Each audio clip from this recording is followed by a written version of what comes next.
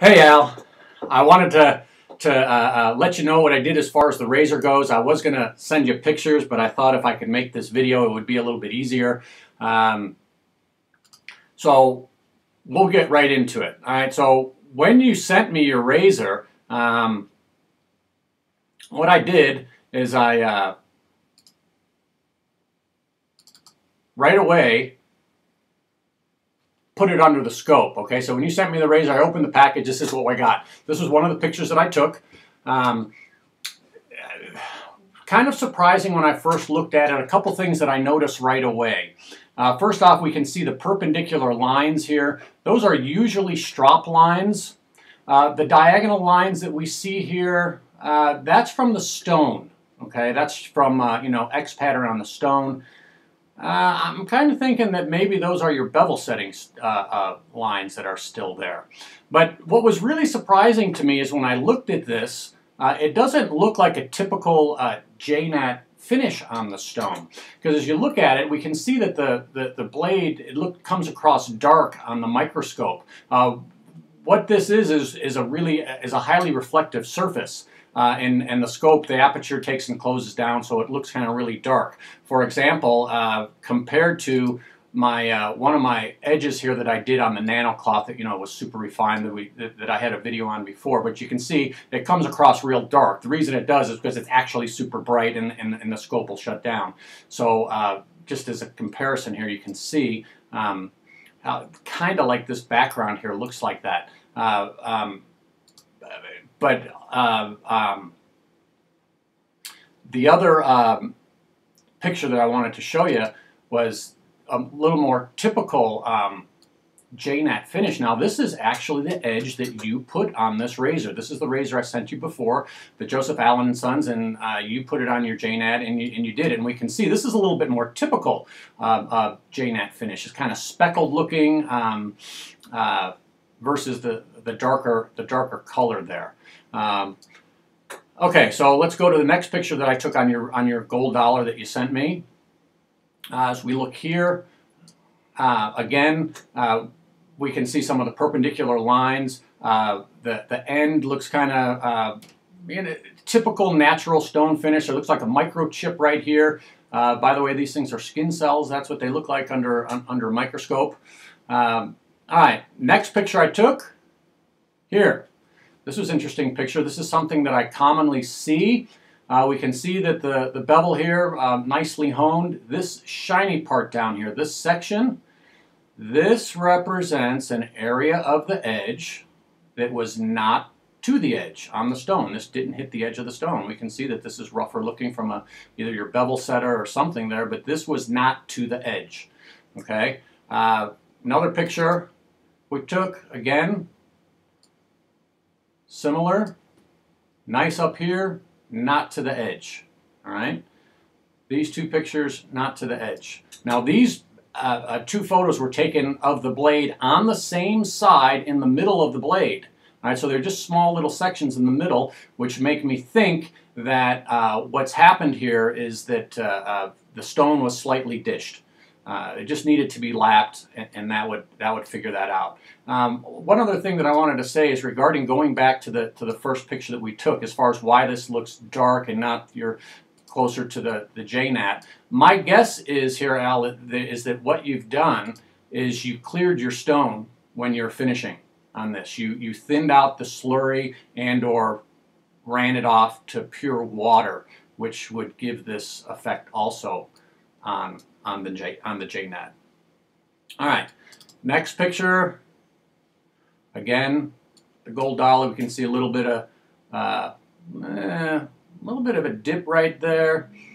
These things are really small, but not really significant, because when I saw these things, I thought that when I went to shave with the blade, it might give a little pulling or something like that. But I got to tell you, Al, this razor shaved really well. I was real impressed with the razor. When I looked at the pictures and I took the shave, wow, I was surprised. So it shaved really well. You did a great job on this thing, and the end result was really good. It gave a smooth shave. It gave a close shave. There was no pulling, no tugging. It was very comfortable.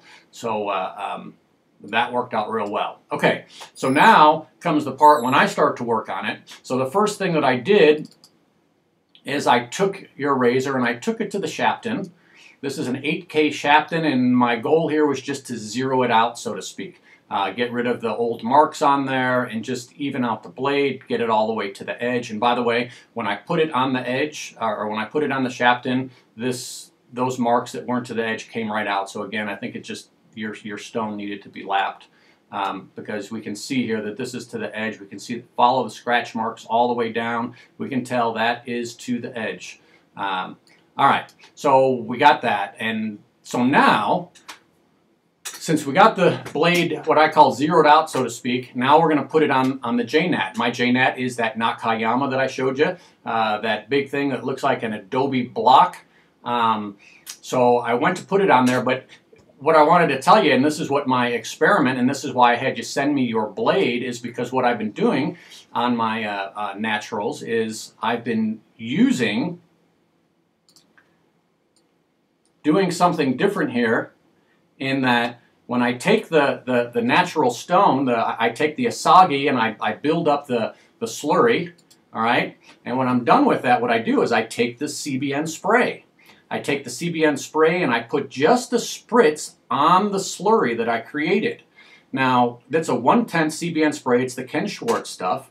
And what this stuff does is it pretty much works as a catalyst on the slurry. With the Japanese natural stones, when you hone with them, what you do is that slurry that you build up is what refines the stone, which is what refines the edge. The more that you work the slurry, the more it becomes refined. Well, on this Nakayama stone, since it's really hard, building a slurry, or even maintaining the slurry with just a razor, gets kind of tough. So when I put this CBN spray on there, it maintains, it breaks down the stone, or builds more slurry, and the slurry that's there, it further breaks it down and refines the edge. As it refines the edge gets finer, and it breaks down the slurry. It becomes this,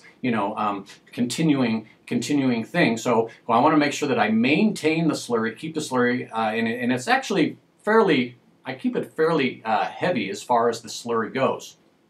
All right. So then what I did is I took a break after on the Nakayama, and got my first picture here.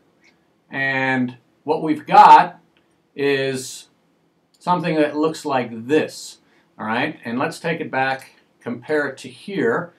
This is the 8K Shapton. This is after 10 minutes on the Nakayama with the CBN slurry.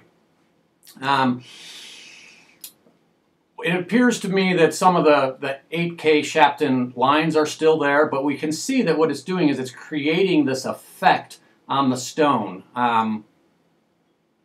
It's kind of like a bluish-green hue to it, the way that it reflects the light. So what I've learned is I'm not done yet here, okay? So I took it back to the stone. We continued to go, and then after another 10 minutes, now we're talking a total of 20 minutes on this Nakayama, of working that slurry with the CBN, just continuing to break it down and work it and refine the edge. This is what we got. Pow! Look at that. You see that? See that bead blasted look? Wow, this is a finished product. It has that bluish green hue, and it's just really, really worked, okay? As we can take and compare it back to the original finish, we can see the difference here, okay? This is really worked on the slurry, okay? So this is what that finished product looks like. Let me show you another edge that I did. This particular one is a Wade & Butcher that I did. 20 minutes on the stone. This is what they look like. So this is what the finished product looks like. Let me take that out. Finished product here. Again, I even have another one that looks similar to that. We can see, like I said, it has that bluish green hue to it, real speckled bead blast. When you look at this with the naked eye, it's going to look like a satin look. It's not going to have that real reflective look, like a real high polished, like maybe something with this type of background to it. So it has more of a satiny look to it. But also what I wanted to make note of here is look at the edge. See that edge, how it's super straight edge. It rivals the nano cloth edge. See there? Straight here, rivals it, gives it a real refined feel to it, yet it doesn't have that surgical sharpness, and it's able to distinguish between hair and skin. So that's one of the other things, because I think that on the Japanese natural and using this spray, what it does is it kind of bridges the gap between the natural stone and the synthetic stone. All right, so the other thing that I wanted to show you was, this is what it looks like with the CBN slurry. What does the Nakayama look just with a regular slurry? Okay, see the difference here? See what we got? This is regular slurry. We can tell that it just won't work this enough. Also, what I want you to look at is look at the edge here. You see this edge here as compared to this edge? Pretty big difference. All right, super refined edge. This has more of a natural type of finish to it. One last one I wanted to show you, just to give you a further comparison. Your friend David, when I sent him my cauticule, that real mushy cauticule that I just didn't really care for, this is the edge that he put on it. This is a cauticule edge, okay? This is a CBN refined JNAT edge. This edge that David sent me on the cauticule, wow, it shaved really good. It was very comfortable.